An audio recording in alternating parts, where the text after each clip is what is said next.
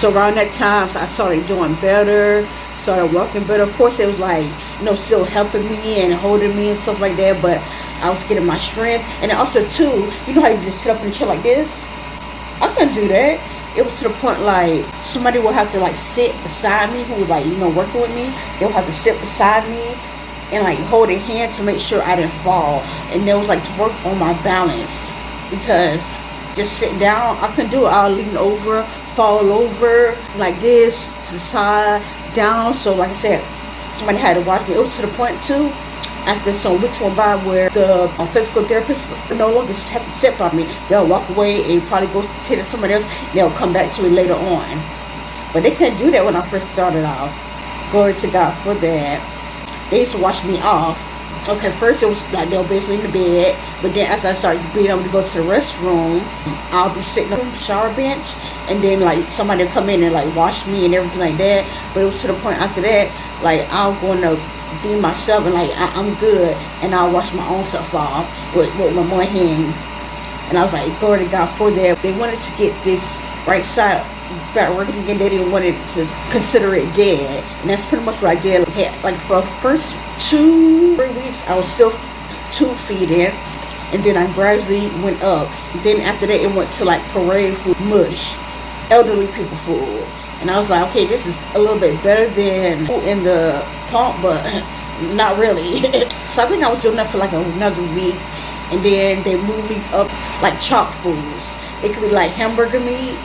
You know how ground meat is when you make it to, it was kind of like that. It was like real chopped finely. So I went to that and I was like, okay, this is better than the parade food, but I still need some whole food. I was on there for like another week, or it could have been 3 days.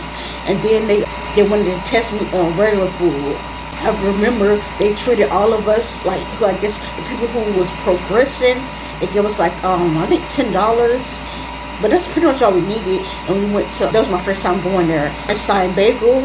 We went there and I was like, yeah. I ordered me a breakfast sandwich on bagel. It could have been on Asiago bread, bagel, and cheese, and it was cheese. I'm thinking about it right now. And I think I had a muffin too. And then I think it was an iced coffee. Whoa, what you say now? When I tell you I was in heaven, of course, I'm trying to eat good and stuff, because one thing about it, I cough easily. Whenever you cough, that means you're not really prepared, you're not ready to go to the next level. So when I did eat those foods, I made sure I eat it very softly and stuff. I didn't want them to say, oh, no, you're not ready. Take that back from you. No, don't do me like that. Another thing I could eat is called mixed consistency food. An example is like cereal and milk. You know how milk is this liquid, but the cereal is solid, I guess. That's mixed consistency. You know how like chicken noodle soup, how it got the soup, the broth is the liquid, but then like the soup, the noodle soup, that's called mixed consistency. I can't have that because it will make me cough. The liquid and eating and I still like to this day, I gotta be careful because sometimes I will cough doing that, eating foods like that. So that was another thing. And then I was supposed to be previously released on my son's birthday. I don't know what happened, but they delayed it for like another week and a half. I'm glad now they actually delayed it, because I didn't want his birthday to be so focused on me being released that we could have really enough time to like celebrate on the exact day of his birth.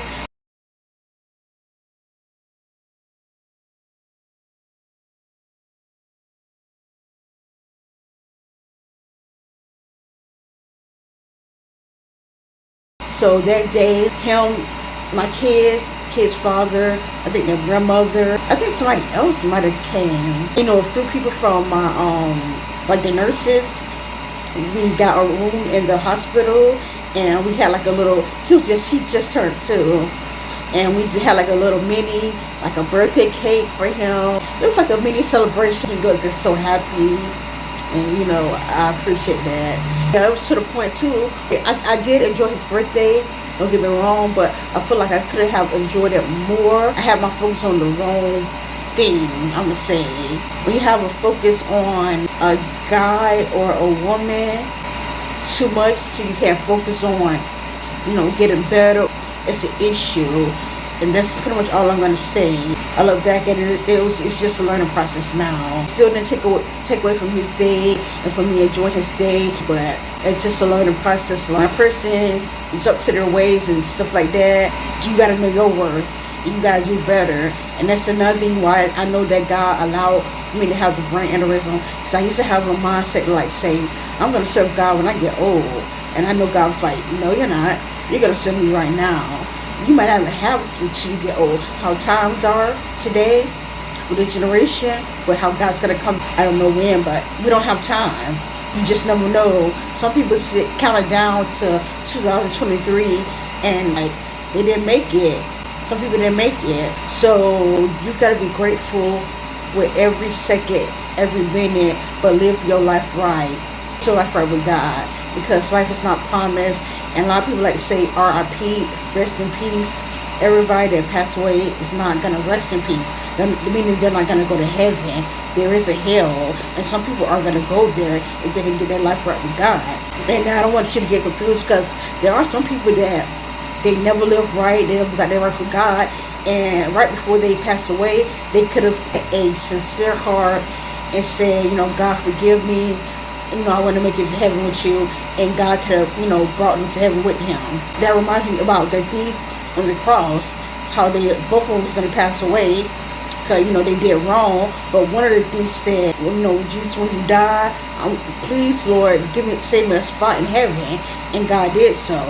So I just wanted to, tell y'all that, be mindful, give your life to God. I started getting better, and I remember probably like the day when I was going to go home, one of the occupational therapy or one of the therapists make it so, like I said, it was a whole bunch of therapists and gym that was dealing with different people. So it was like different therapists would see me who was not actually my therapist.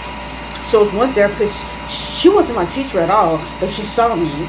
This lady said, compared to when you first got here up to now, you did a tremendous progress and you did a great job. Like I said, from the time when I first got there, I was not with it. But when I started to get with it, I was determined to show the people that I have what it takes. I'm going to get better, and I'm going to get out of here. And that's what I did. And the lady, she saw that. I'm going to tell y'all, don't let whatever you went through, let that be the end of you. If you're still here, if you're still breathing, God got a purpose for your life. Just know that. I'm praying that this testimony help other people. I wanted to come back in because I forgot a little few things. I also know some of y'all want to know, like, 7 years later, what am I facing with? I forgot to mention when I got released. Like I told you, I spent a month and a half in the regular hospital, but as far as the rehab hospital, there was 5 weeks. So in total, the whole thing was 2 months and a half in the hospital. So I know I finally was released and I went home. Now I was good enough to go home to start back, brushing my teeth, doing my hair, eating on my own, different things like that. But I still wasn't 100%.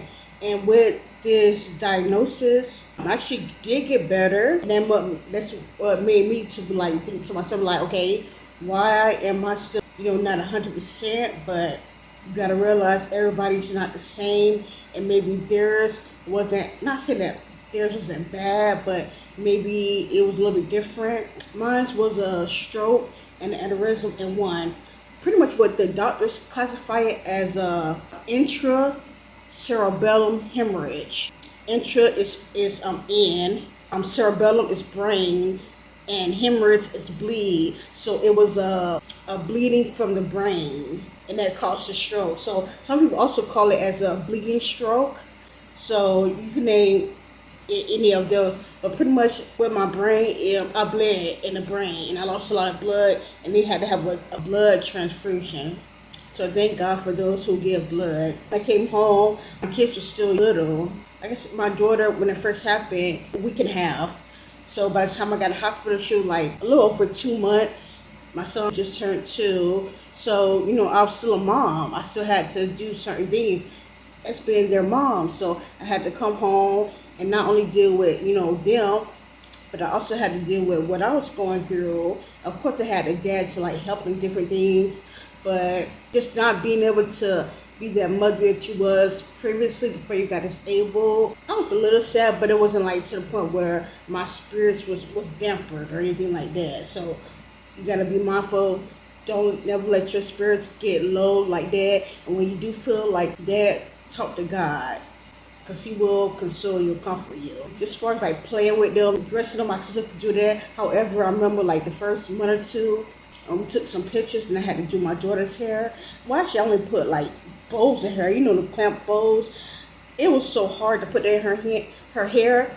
Cause like I said, I'm right-handed, and at the time I couldn't use my left hand yet. So it's like I don't got hands that like work like that. So it was a hard task to put in her hair. So a lot of times I had like her auntie do her hair, and then her auntie had actually told me one time like, just keep practicing, you'll get better. I actually kept practicing.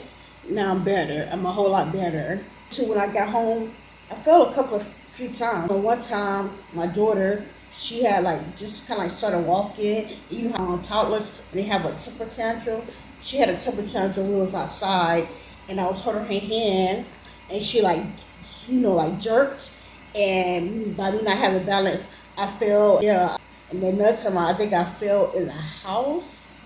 But let's get it back in the habit of certain things. When they released me home, they gave me like a walker. So I think I had that for like a week, but I went to outpatient therapy. So I was doing therapy still after I got home.